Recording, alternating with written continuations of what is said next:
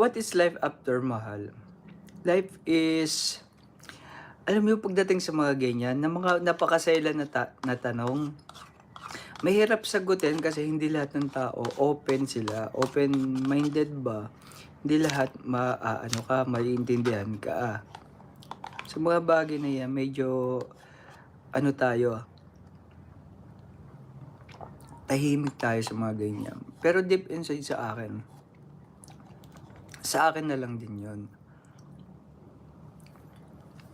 Ang masarap na ikwento, yung mga masasaya.